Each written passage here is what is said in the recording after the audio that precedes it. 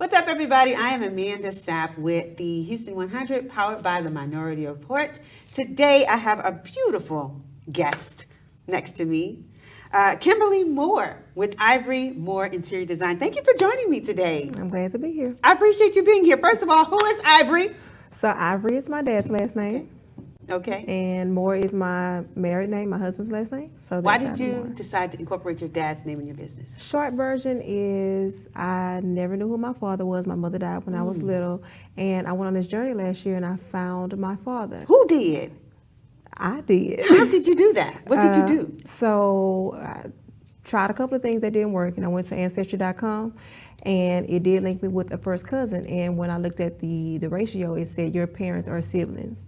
So I stalked her and convinced her and explained when she did it, she didn't even know you could find family. She did it as a gag gift because her friends gave it to her. But long story short, it led me back to my father, wonderful people. I inherited 4 more siblings, 12 nieces and nephews, and I have an awesome dad.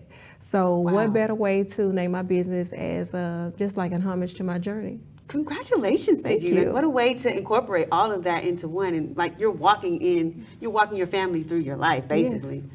Yes. How did you decide to get into interior design? So I'm a hairstylist by trade, have been for like 22 years, and I've always done it on the side for family, friends, or just people who know that I'd like to decorate. During the pandemic, we couldn't work. Exactly. Shut me down. So at first I was cooking and cleaning, enjoying my family, stuff I never had time to do.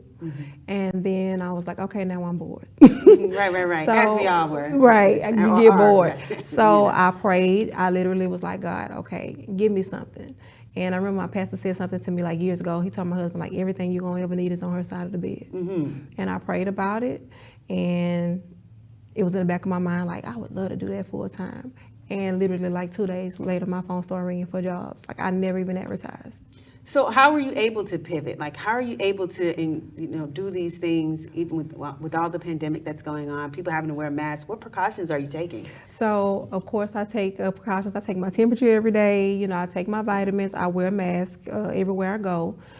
So I don't interact much without a mask. And even like if I'm doing installs all day, I wear a mask all day. So safety over business. Okay. And so what are some of the inspirations that are necessary in order for you to decide, hey, you in this house, you need this, this, and that? Like, what are some questions that you might ask people who are interested in your services? So first I ask what's their budget, because you got to be realistic. We need the bag to be right first. You got to Go you ahead. got to have a bag. And then I ask them for inspiration pics, like what their lifestyle is, what do they expect, and then from there, I ask them what their hobbies are, if they have a lot of company, different things like that, because you really don't want a white sofa if you have 20 people in your house every day. So just getting a feel for what the person needs are, what their style is. Maybe it may be modern, modern mid-century. That's a big thing right now. Or it may be like modern glam. So it just depends on the person. So once you get to interviewing them and you ask for inspiration pictures, you get a feel for what they like. Let me ask you something, Kimberly. You're going into people's homes. It's a place of sanction, basically. What are you doing to make sure that you're prepared mentally before you walk into somebody else's home?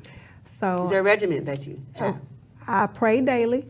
That's a big thing. And I always try to make sure that I have a positive attitude when I go into their homes, because a lot of things, you never know what a person is dealing with in private.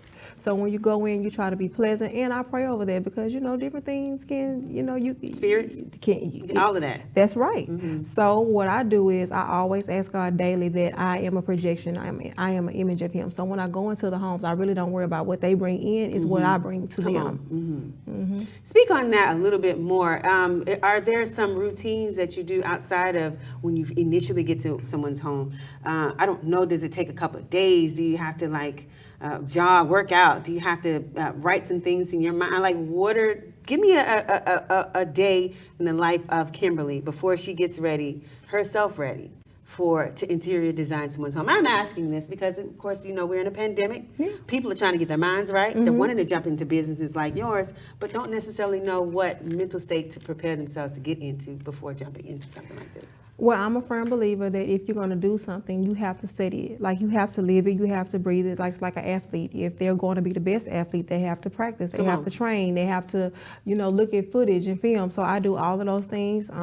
If there are like different classes I can take online, I'll take those. Very good. I have my favorite interior designs. Shout out to Rebecca Roberson. I love Shout out, her. Rebecca. That's my girl. And so I watch, like, I live and I breathe it. And then I have people that, I aspire to be like, so I study their things. I study color, I study textures and patterns. So that's a lot of things that I do because you don't want to be one note. And I try to choose jobs that's different so I can show my range. Like, I don't want everything to look the same. That's good. So, and I don't care the color of a client's skin, so I have all kind of clients. So Very I'm just good. open to anything. Let me ask you something, Kimberly. Why do they need to come to you as opposed to any other interior designer? What makes you different? So come to me because I really feel like I can give you your needs. So it's not about what I want, but I try to find exactly what the client wants. So, a lot of times we can get involved in self, oh, I don't like this. But if I'm going to take that job on, I want to make sure that it suits your lifestyle and your expectations. Very good. She wants to suit your lifestyle and your expectations. I don't know any other reason why you wouldn't go to Kimberly. Please tell us again where we can find you. So you can find me at Kimmy the Great, KIMMYTHAGREAT on Instagram, and you can find me at Ivory Moore Designs on Facebook. Hey guys, I'm Amanda Sapp with the Houston 100, powered by the Minority Report. I'm out.